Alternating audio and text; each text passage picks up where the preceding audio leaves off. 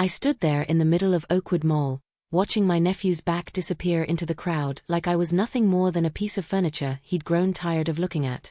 23 years old, that boy. 23 years of me raising him when his own mother, my sister, decided motherhood was too inconvenient for her lifestyle. 23 years of sacrificing my own dreams, my own life, so he could have a chance at something better. And there he was, walking away from me like I was some embarrassing relic he couldn't wait to shake off. The food court buzzed around me with the kind of Friday afternoon energy that made me feel even more invisible. Teenagers laughed in clusters. Young mothers pushed strollers. Couples held hands. And I stood there, 62 years old, clutching my worn leather purse, feeling the heat of shame crawl up my neck because I'd just asked him, if we could sit down for a moment. My hip had been bothering me all morning, that dull ache that comes with age and too many years of standing on factory floors to make ends meet. But Derek had rolled his eyes. Actually rolled them, like I was some petulant child asking for candy. Then he'd said those words that would replay in my mind for weeks afterward. Words that cut deeper than any physical pain ever could. He said I was embarrassing him. That his friends might see us. That he had an image to maintain now that he'd landed that fancy job at the tech firm downtown. The job I'd helped him get by calling in favors with my neighbor's son who worked in HR. The job that came after the college degree I'd worked double shifts to help pay for when his student loans weren't enough. I wanted to scream at him right there in the middle of that mall. I wanted to grab his designer jacket, the one I'd bought him for his birthday last month, and shake him until he remembered who I was. Until he remembered all those nights I went to bed hungry so he could have seconds at dinner. All those times I wore the same coat for 5 winters straight so he could have new shoes for school.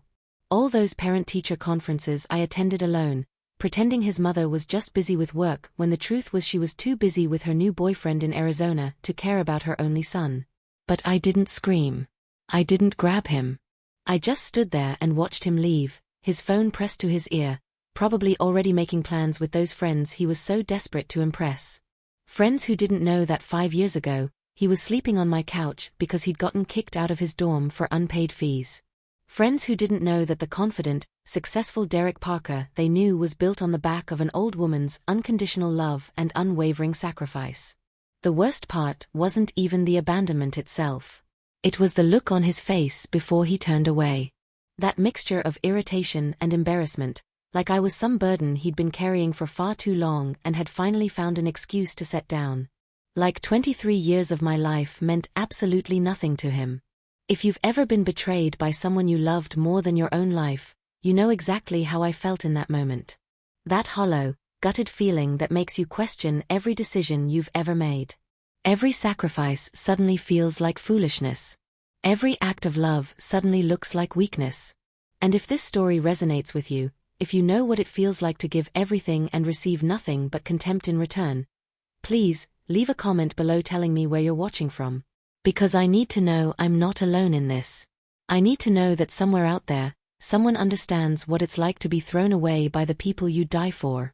And make sure you check the description box below for more stories like this one, stories about people like us who refused to let betrayal have the final word. I made my way to a bench near the fountain, my hip screaming with each step. The pain was nothing compared to what I felt in my chest, though. That crushing weight that made it hard to breathe. I sat down slowly, carefully, like an old woman learning to navigate her own body all over again. Funny how heartbreak can age you faster than time ever could. Around me, life continued as if nothing had happened. As if my world hadn't just shattered into 1,000 irreparable pieces. A group of teenagers passed by, laughing at something on their phones. A couple argued near the jewelry store about which ring to buy. A child cried for ice cream while his mother negotiated terms. And I sat there, invisible and alone, wondering how it had all come to this. I thought about calling someone, but who? My sister hadn't spoken to me in 6 years, not since I'd refused to lie to Derek about why she'd abandoned him. My few friends from the factory had moved away or passed on. My neighbor Barbara was sweet, but she was in Florida visiting her daughter. I had no one. No one except Derek, and he'd just made it abundantly clear that I didn't even have him anymore. The fountain behind me bubbled cheerfully, completely indifferent to my pain. I watched the water dance and cascade, thinking about how life just keeps moving forward whether you're ready or not. Whether you're broken or whole. Whether you matter or you don't. I'd given that boy everything. Everything. My youth, my dreams, my savings, my heart. I'd turned down a marriage proposal from a good man named Robert because Derek had been going through a rough patch in high school and needed stability. Robert had been patient for a while, but eventually he'd moved on, married someone else, had the family I'd sacrificed for someone else's child. I'd watched from a distance as he built the life I could have had, and I'd told myself it was worth it. That Derek needed me. That love meant sacrifice. What a fool I'd been. My phone buzzed in my purse. For a moment, my heart leaped, thinking maybe Derek had come to his senses. Maybe he'd realized what he'd done and was calling to apologize. To come back and get me. To tell me he was sorry and that he'd just been having a bad day. But it wasn't Derek. It was a spam call about my car's extended warranty. I almost laughed at the cruel irony. I didn't even own a car. I'd sold it 3 years ago when Derek needed help with his security deposit for his apartment. The apartment he'd barely invited me to visit. The apartment where I'd helped him move furniture and unpack boxes while he complained about how exhausting the move was, as if I wasn't the one doing most of the heavy lifting. I put my phone back in my purse and looked around the mall with new eyes. This place that had seemed so alive just moments ago now felt like a mausoleum. A temple to excess and materialism where families like mine came to pretend we were whole. Where people like Derek came to show off their success and forget about the people who'd made it possible. How had I let this happen? How had I allowed myself to become so disposable? So forgettable? I'd spent my entire adult life making myself smaller, quieter, more convenient for everyone else. And for what? To be left on a bench in a shopping mall like yesterday's trash? No. Something in me shifted in that moment. Something hard and cold and determined. I wasn't going to go home and cry into my pillow like some helpless victim. I wasn't going to call Derek and beg him to value me. I wasn't going to make excuses for his behavior or convince myself that he'd just been stressed or tired or going through something difficult. I was going to make him see exactly what he'd thrown away. I was going to make him understand the weight of his choices. I was going to make him regret every dismissive word, every eye roll, every moment he treated me like I was worthless. I didn't know how yet. But sitting there on that bench, watching the world move around me like I didn't exist, I made myself a promise. Derek Parker was going to learn a lesson he'd never forget. And I was going to be the one to teach it to him. The question was, how? I was still sitting there, stewing in my anger and humiliation, when I noticed him. An older gentleman, maybe mid-70s, impeccably dressed in a charcoal suit that probably cost more than my monthly rent. He walked with a silver-topped cane, not leaning on it heavily but using it with a kind of dignified grace, like it was more accessory than necessity. His white hair was perfectly combed, his shoes polished to a mirror shine. Even from a distance, he carried himself with the kind of presence that made people naturally move aside for him. He was looking directly at me. I glanced away quickly, embarrassed. I probably looked like a mess. I dressed nicely for my outing with Derek, my best navy blouse and the pearl earrings my mother had left me, but I could feel that my eyes were red, that my face was blotchy from fighting back tears. I didn't want some stranger seeing me like this, witnessing my lowest moment. But he kept walking toward me. Purposefully. As if I was exactly who he'd been looking for. When he reached my bench, he didn't sit down immediately. Instead, he stood there for a moment, studying me with keen blue eyes that seemed to see right through my carefully maintained composure. Then he smiled, and it was the kind of smile that held both kindness and understanding. The smile of someone who'd seen enough of life to recognize pain when it was sitting right in front of him. He spoke with a refined voice, cultured but warm. Educated but not condescending. He told me he'd watched what happened with my nephew. That he'd seen the whole thing from where he'd been sitting at the coffee shop across the way. He said he'd been debating whether to approach me, whether it was his place to intervene, but something had compelled him to come over. Maybe it was the look on my face. Maybe it was the fact that he had a daughter about my age, and he'd hate to think of her being treated that way.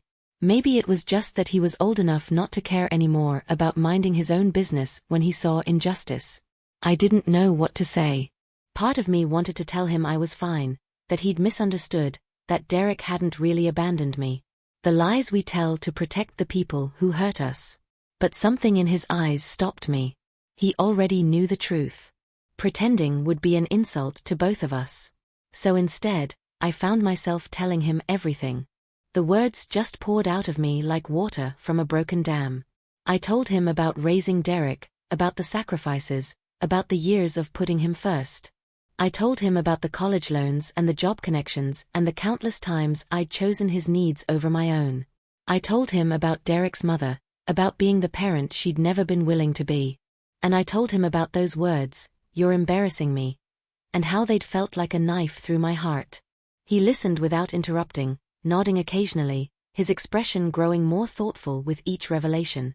When I finally finished, my voice hoarse from talking and fighting back tears, he sat down beside me on the bench. He set his cane carefully beside him and turned to face me directly. What he said next changed everything. He told me his name was William Hartley. That he'd built a successful commercial real estate business over 40 years before selling it last year to enjoy his retirement. That he understood family disappointment more than I might think. His own son had stolen from the company and been cut out of the will as a result. That he'd learned a long time ago that sometimes the best revenge isn't violence or anger, but simply showing someone what they've lost. Making them see their own foolishness reflected back at them. Then he made me an offer that seemed too impossible to be real. He was supposed to meet a business associate at the upscale restaurant on the mall's top floor in 30 minutes. A former colleague who'd flown in from New York specifically for this dinner.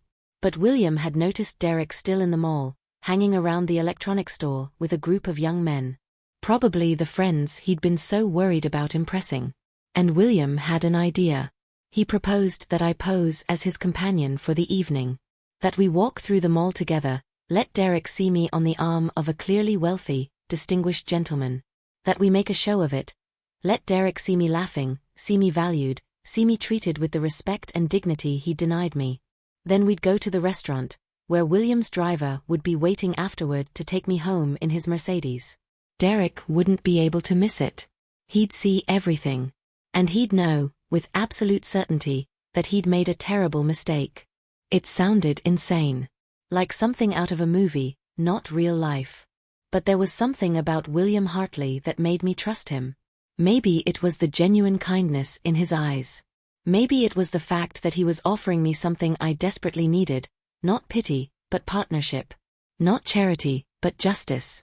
He wasn't proposing to save me. He was proposing to give me the tools to save myself.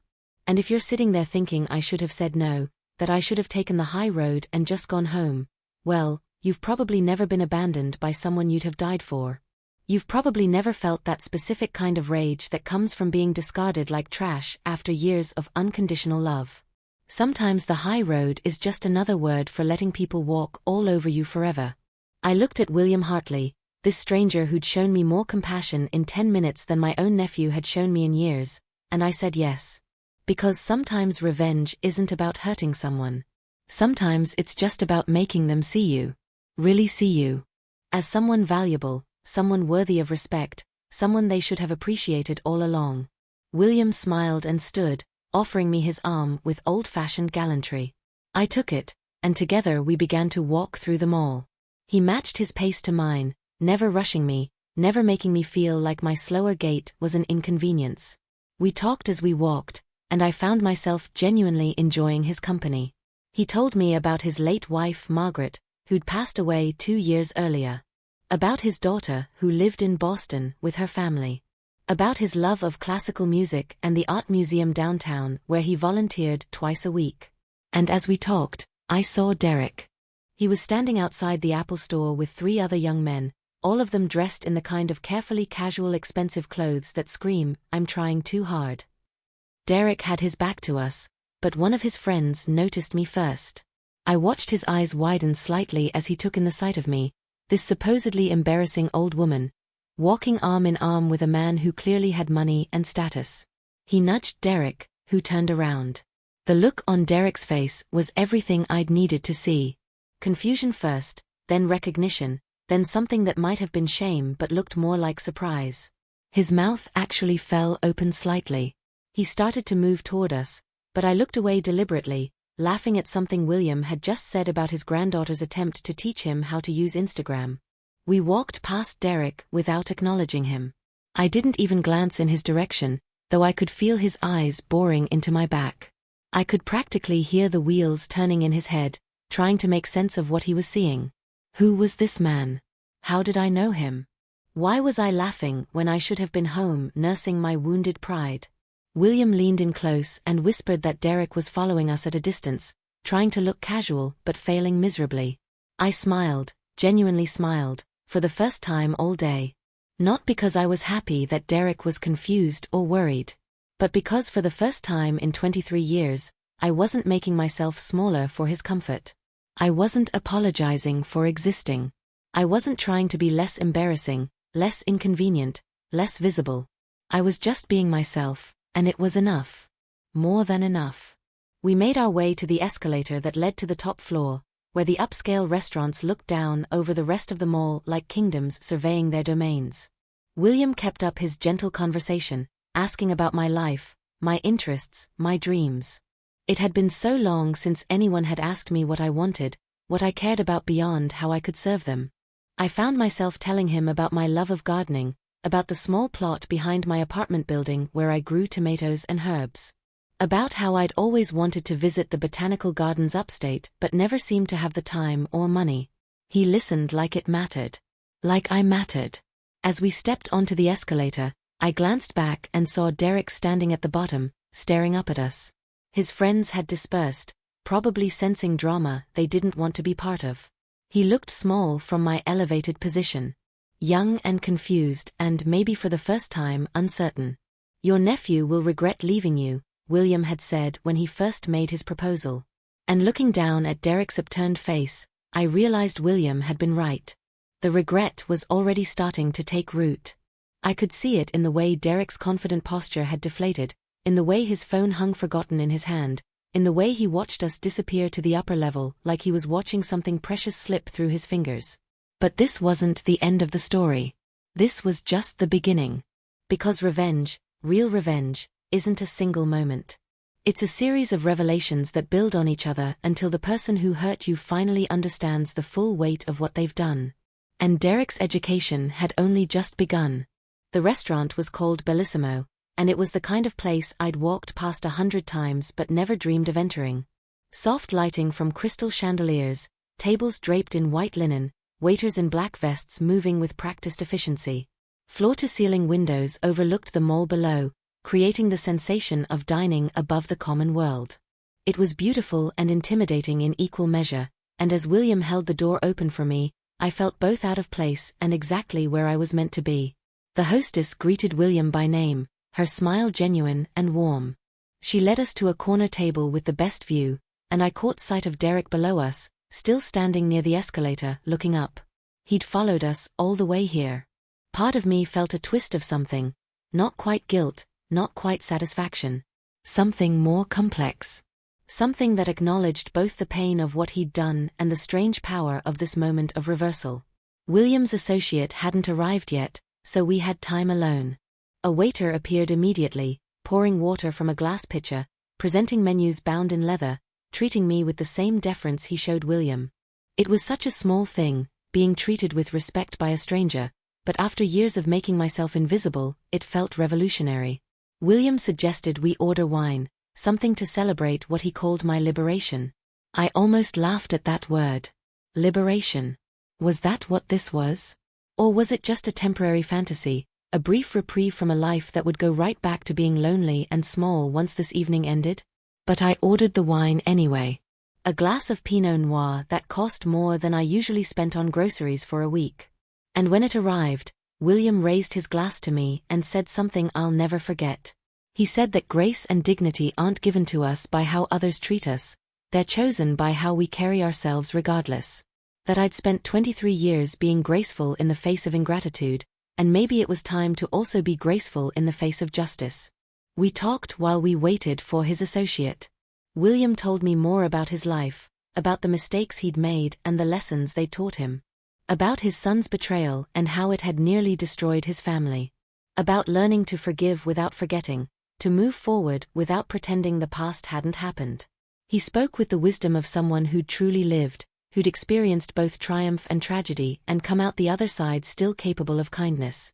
And I found myself opening up in ways I hadn't with anyone in years.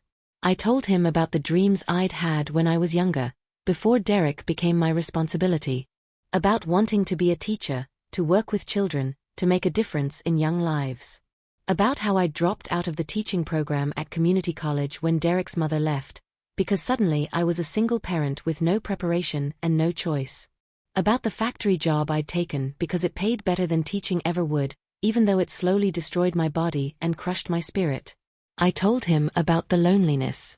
About how isolating it is to sacrifice everything for someone who doesn't see it, doesn't appreciate it, doesn't even acknowledge it. About watching other people my age retire, travel, enjoy grandchildren, while I worked extra shifts to help pay Derek's car insurance. About the birthdays Derek forgot, the Mother's Days that passed without acknowledgement because I wasn't technically his mother, even though I'd been more of a parent than his actual mother ever was. William listened with that same deep attention, and when I finished, he said something that made my eyes burn with tears I'd been holding back all evening.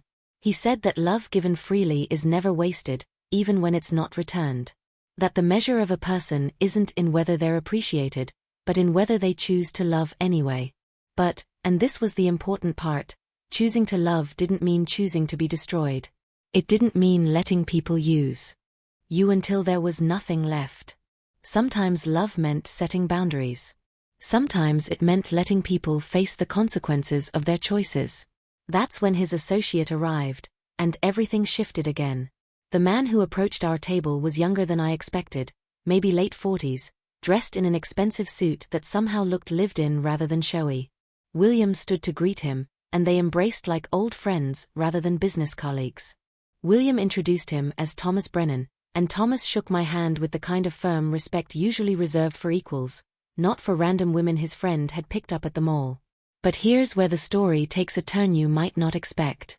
Because Thomas Brennan wasn't just any business associate. He was Derek's boss. The senior vice president at the tech firm where Derek had just landed his dream job. The man whose approval Derek needed to advance, to succeed, to become the person he was so desperate to be. I didn't know this immediately. Thomas and William talked business for a few minutes while I sipped my wine and tried to process everything that was happening. But then Thomas turned to me and asked the question that changed everything. He asked how I knew William, how we'd met, whether we'd been friends long. And William, God bless him, told the truth. He told the whole story, Derek abandoning me, my sitting alone on that bench, his decision to intervene. He didn't embellish or exaggerate. He simply laid out the facts with the kind of calm directness that made them even more damning. Thomas's expression changed as he listened. His friendly demeanor cooled into something harder, more evaluative. When William finished, Thomas was quiet for a long moment. Then he said something that made my heart nearly stop. He said, Parker. Derek Parker is your nephew? The young man who just joined our team. The coincidence was so improbable it almost felt orchestrated, but it wasn't. It was just the kind of bizarre twist that sometimes happens in real life, the kind that makes you wonder if the universe occasionally decides to intervene on the side of justice. Thomas knew Derek. Had interviewed Derek personally. Had been impressed by Derek's credentials and his apparent dedication to family. Because Derek had apparently mentioned me in his interview, talked about how much he valued the woman who'd raised him, how he wanted to make her proud. The irony was so sharp it could have cut glass. Make sure you check the description box below for more stories like this, because what happened next is the kind of thing people need to hear. The kind of thing that reminds us that sometimes, just sometimes, the truth catches up with people who think they can outrun it. Thomas didn't make a scene. He didn't declare that he was going to fire Derek or ruin his career. That's not how powerful people operate. Instead, he simply asked me questions. About Derek's childhood, about our relationship, about the sacrifices I'd made. And I answered honestly, not trying to paint Derek as a monster, but not protecting him either. I told the truth, that he'd been a sweet child who'd grown into a self-absorbed young man. That I'd enabled some of that selfishness by always putting him first. That what happened today wasn't an isolated incident but the culmination of years of gradual distancing and disrespect. Thomas listened, his expression unreadable. Then he told me something I hadn't known. Part of Derek's job involved client relations, building trust with people from all backgrounds and age groups. It required emotional intelligence, empathy, the ability to value people beyond their immediate utility. Derek had sold himself as someone who possessed those qualities, who understood the importance of relationships, of treating people with dignity and respect. But if Derek couldn't even show basic decency to the woman who'd raised him, who'd sacrificed everything for him, what did that say about his character? What did it say about his ability to genuinely connect with clients, to build the kind of lasting relationships the company needed?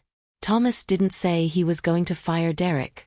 But he did say he'd be watching Derek much more carefully now. That this information would inform how he evaluated Derek's performance, his potential for advancement, his fit with the company's values. That sometimes the best predictor of how someone will behave professionally is how they behave personally when they think no one important is watching. I should have felt triumphant in that moment. This was revenge on a scale I couldn't have imagined an hour ago.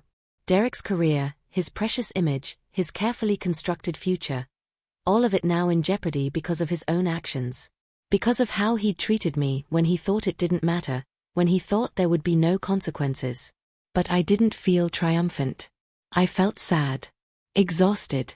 Like I'd been carrying something heavy for so long that I'd forgotten what it felt like to set it down, and now that I had, I was left with just the empty ache of where it had been. William must have seen something in my face because he gently steered the conversation elsewhere. We ordered food, dishes I couldn't pronounce but that tasted like heaven. We talked about other things, lighter things. Thomas told stories about his daughter's soccer team. William described his volunteer work at the art museum. And slowly, I felt myself relaxing, remembered what it felt like to be part of a conversation that wasn't about Derek, wasn't about sacrifice, wasn't about pain. Through the window, I could still see Derek below. He'd moved to a bench now, his phone in his hands, but his attention clearly on the restaurant where he knew I was dining. He looked small and young and lost, and despite everything, part of me wanted to go down there and comfort him.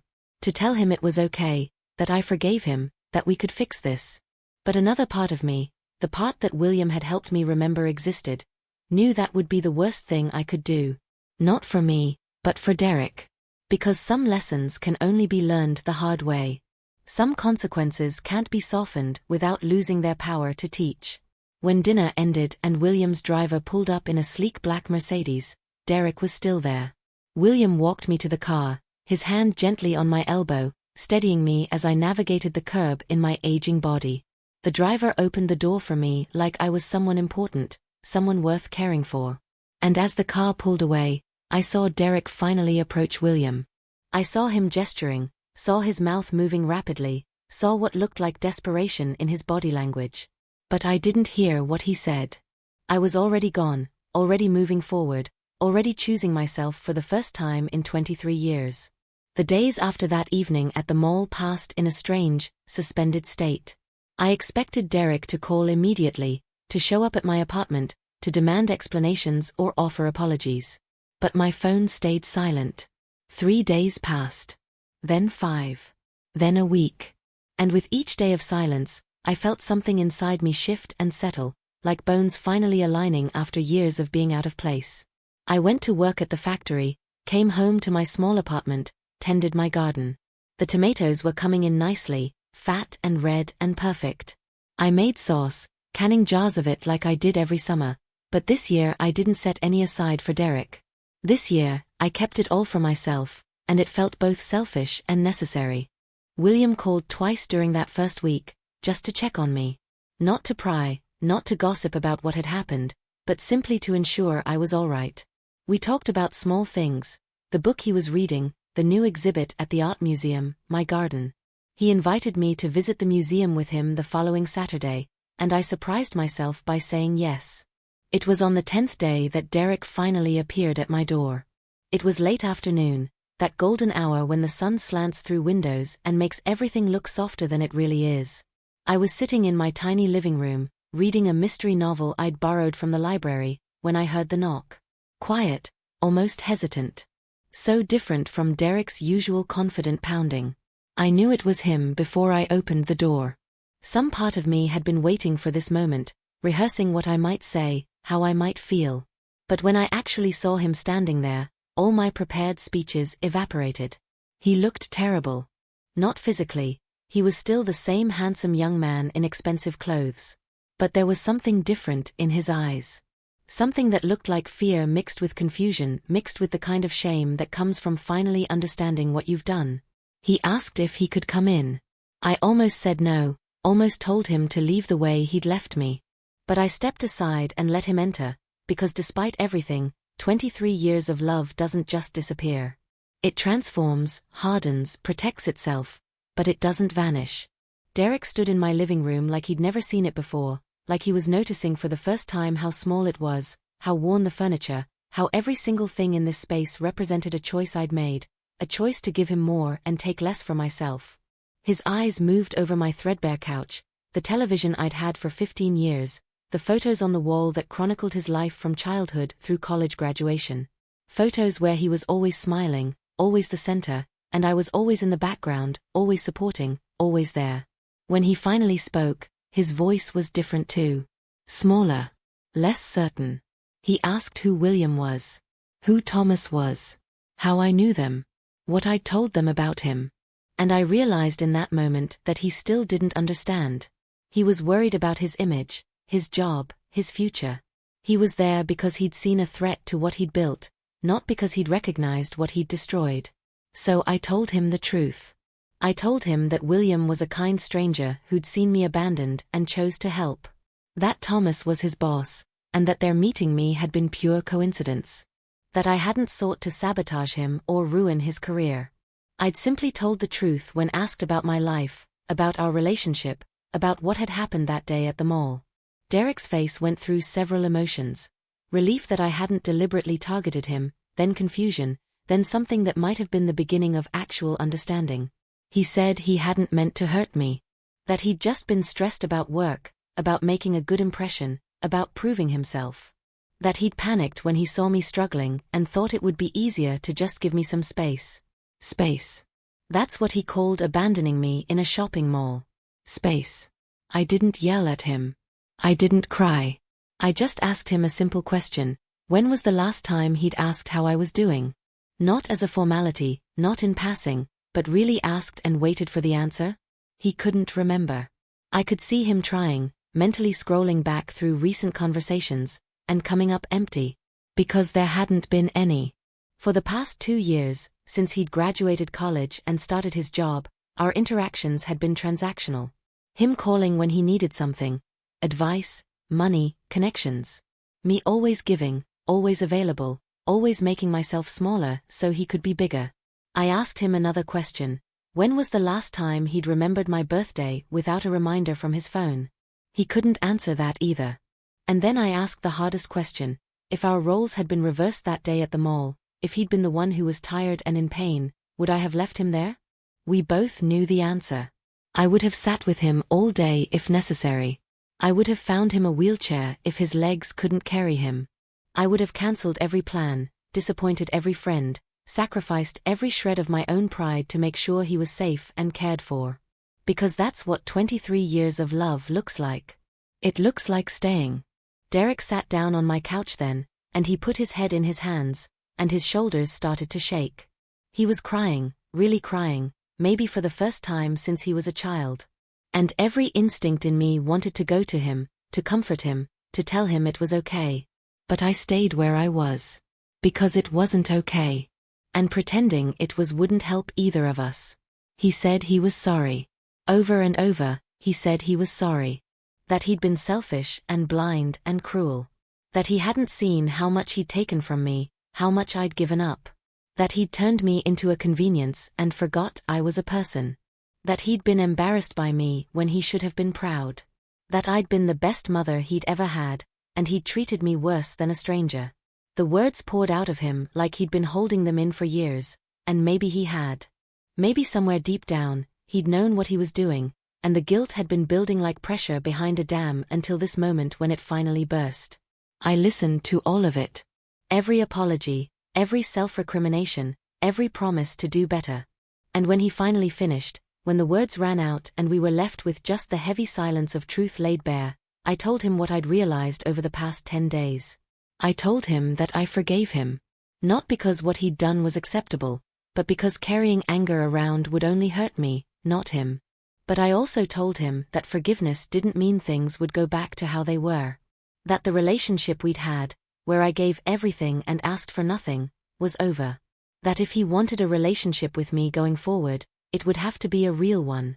One where we both showed up, both asked questions, both cared about the other's life beyond what they could provide. That I told him that I loved him, that I probably always would, but that love without respect was just another word for self-destruction. And I'd spent too many years destroying myself for his comfort. Derek looked up at me then, his eyes red and swollen, and asked what he could do to fix this. How he could prove he'd changed. How he could make it right. And I told him something I never thought I'd say to the boy I'd raised like my own son. I told him I didn't know if he could. That trust, once broken this completely, doesn't just snap back into place. That actions have consequences, and sometimes those consequences are permanent. That maybe the best thing he could do was learn from this. Really learn, not just feel bad for a while until the guilt faded, and become a better person going forward. I told him about the garden I'd been tending, about the tomatoes I used to always save for him but had kept for myself this year. About how that small act of choosing myself had felt both terrifying and liberating. About how I'd spent so long being defined by my relationship to him that I'd forgotten I was a whole person with my own dreams, my own needs, my own value.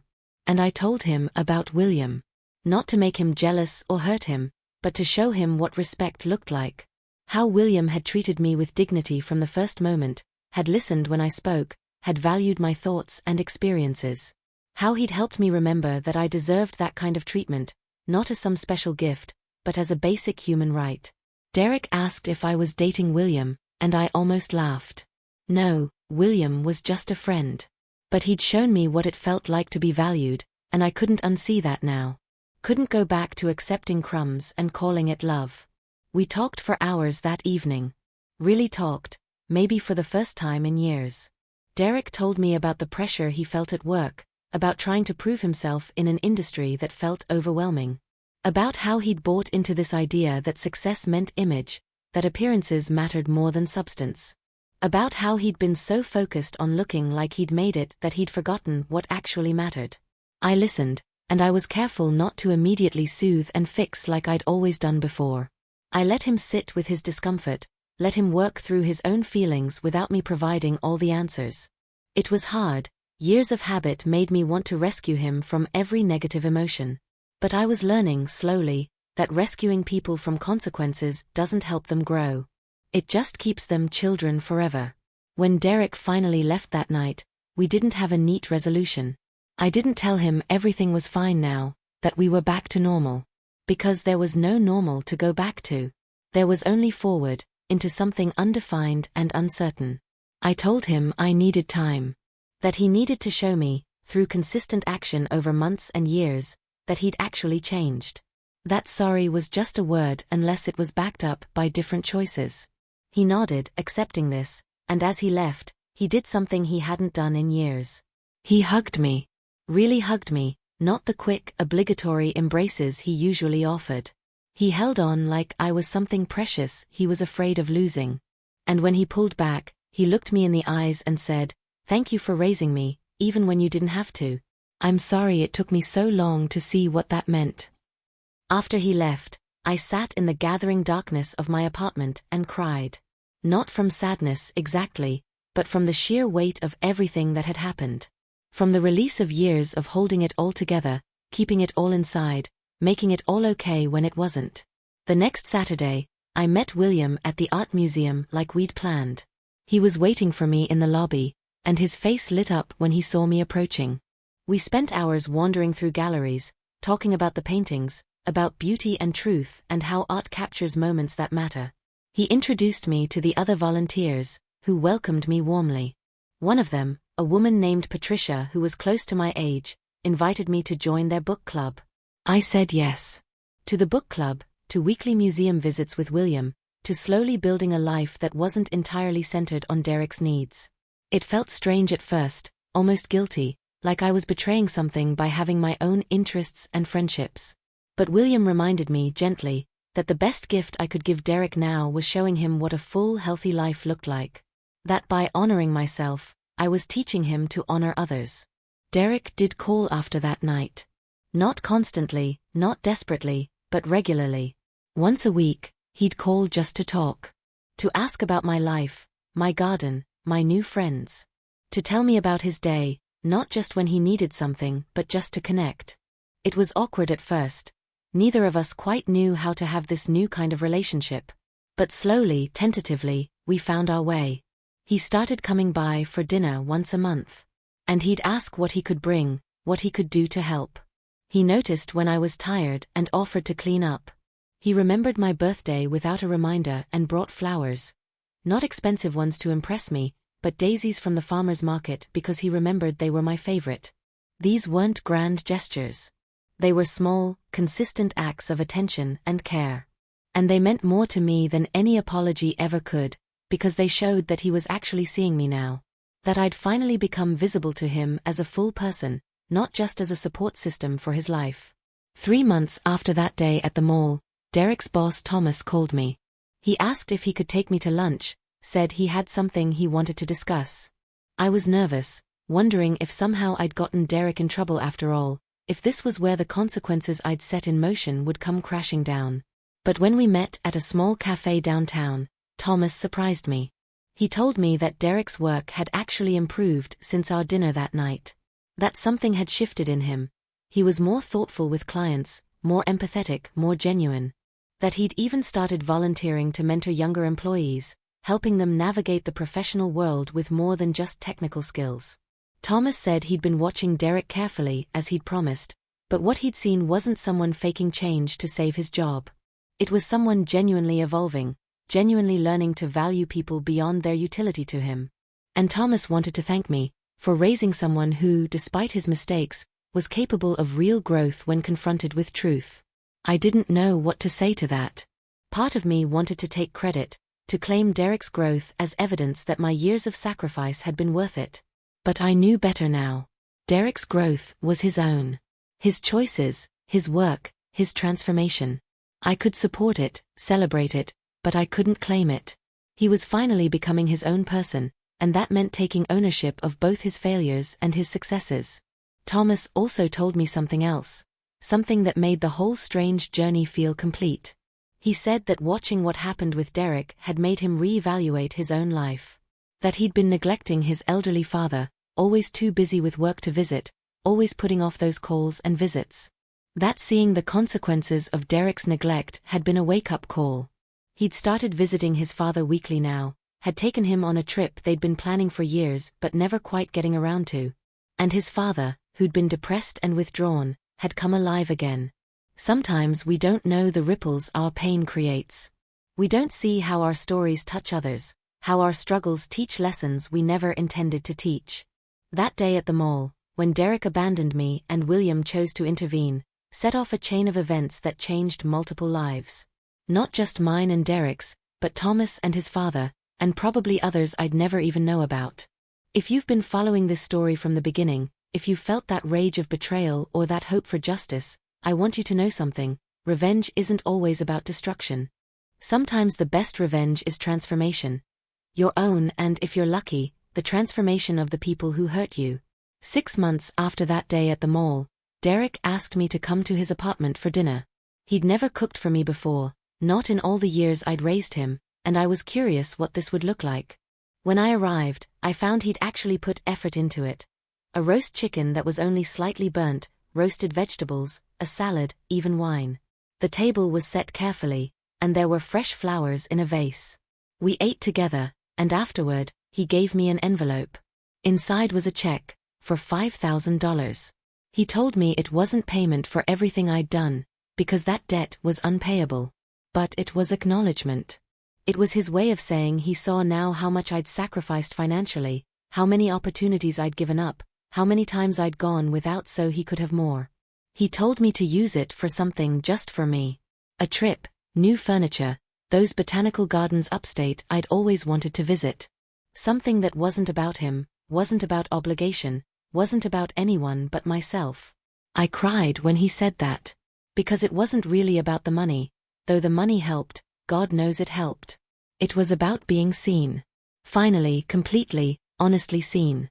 But the moment that really broke me came when Derek pulled out a photo album. He'd made it himself, collected pictures from throughout his childhood and teenage years. And he'd written captions for each one, not just describing what was happening in the picture, but acknowledging what I'd done to make that moment possible. There was his high school graduation photo, and underneath he'd written, "Graduated with honors because Aunt Margaret worked double shifts to afford my tutoring and never complained once." There was a picture of him at summer camp, smiling with his arm around a friend, and the caption read, "Had the best summer of my life because Aunt Margaret gave up her vacation time so I could go to camp." There was a photo of him moving into his college dorm, and he'd written, "Started my future because Aunt Margaret believed in me even when I didn't believe in myself, and paid for what scholarships wouldn't cover." Page after page of acknowledgement. Of seeing. Of understanding, finally, the invisible scaffolding that had held up his entire life. He told me he'd started going to therapy after that night at the mall. That his therapist had helped him understand some things about entitlement, about taking people for granted, about how we often hurt the people we depend on most because we can't handle the vulnerability of admitting how much we need them. And he told me that he was sorry. Not for the first time, but with a depth of understanding that made this apology different from all the others. He said he couldn't give me back the years I'd lost or the dreams I'd deferred. But he could honor those sacrifices by becoming someone worthy of them. By treating other people, especially people who loved him, with the dignity and respect they deserved. By paying forward what I'd given him, showing other young people the kind of unconditional support I'd shown him. We stayed up late that night, talking about everything and nothing. About his work, my garden, William's upcoming gallery show at the museum, the book club I'd joined. And it felt different than all our conversations before, balanced, mutual, real. Not me serving him or him performing for me, but two people who cared about each other sharing their lives. Was it perfect? No. Did it erase the pain of that day at the mall or the years leading up to it? No. Forgiveness isn't erasure. It's choosing to acknowledge the hurt while also choosing not to let it define everything forever. But it was something. It was a beginning. It was proof that people can change, that consequences can teach, that sometimes the hardest thing we do, setting boundaries, demanding respect, choosing ourselves, is also the most loving thing we can do, both for ourselves and for the people who've hurt us. I still see William regularly. He's become one of my closest friends, this man who chose to intervene when he saw injustice, who gave me the tools to stand up for myself without knowing where it would lead. Sometimes I think about how different things would be if he hadn't approached me that day. If I'd just gone home alone, licked my wounds in private, let Derek's behavior slide like I'd let so many things slide before. But he did approach me. And I did say yes to his offer. And that choice, that moment of choosing to be seen, to demand value, to accept help from a stranger who recognized my worth when my own family didn't, that choice changed everything. People ask me sometimes if I regret how I raised Derek. If I wish I'd been tougher, set more boundaries, made him more grateful from the start. But I don't think it works that way. I did the best I could with what I knew at the time. I loved him the way I knew how to love. Completely, unconditionally, sacrificially. That wasn't wrong. The only thing that was wrong was forgetting to include myself in that circle of care and love. And maybe that's the real lesson here. Not that we shouldn't love people fully and deeply. Not that sacrifice is always wrong or that giving is foolish.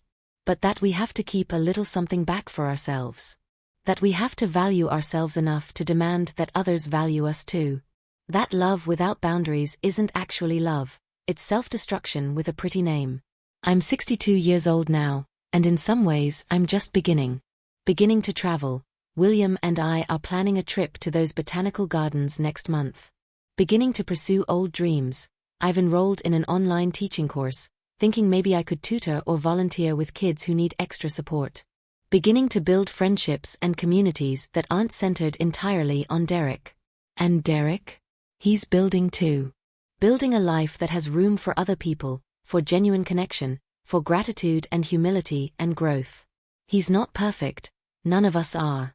But he's trying. Consistently, genuinely trying. And that's all any of us can really do.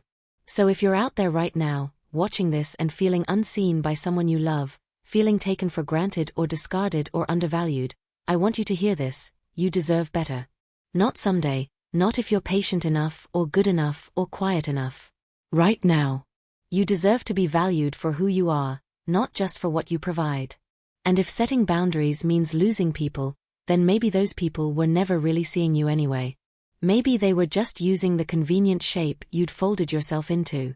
And maybe the most loving thing you can do, for yourself and for them, is to unfold. To stand up straight. To take up space. To say, this is who I am, and this is what I deserve, and if you can't give me that, then we need to rethink this relationship. It's terrifying. Believe me, I know. When your whole identity is built around being needed, choosing yourself feels like betrayal. But it's not. It's honoring the person you've always been underneath all that sacrifice. It's remembering that you matter too. That day at the mall could have ended with me going home alone, crying myself to sleep, and waking up the next day to pretend it never happened. And my life would have continued exactly as it was, small, invisible, slowly disappearing under the weight of someone else's dreams. But instead, a stranger offered me dignity. I accepted it. And everything changed. So thank you for listening to this story. Thank you for being here with me through every painful, transformative, redemptive moment. If this resonated with you, if you've lived something similar or learned something useful, please check the description box below for more stories like this one. Stories about people who refused to be invisible. People who chose themselves even when it was hard. People who discovered that sometimes the greatest act of love is demanding to be loved in return. And wherever you're watching from, whatever country, whatever city, whatever small corner of the world, leave a comment and tell me your story. Because none of us are really alone in this. We're all just trying to figure out how to love without losing ourselves. How to give without giving everything away. How to be kind without being destroyed. And maybe, if we're very lucky, we'll find people who help us remember our own value when we've forgotten. People like William, who see injustice and choose to intervene. People who remind us that grace and dignity aren't things we have to earn, they're things we've always deserved. My name is Margaret Ann Foster, and I was abandoned at a shopping mall by someone I'd given my whole life to. But that's not where my story ended. That's where it began.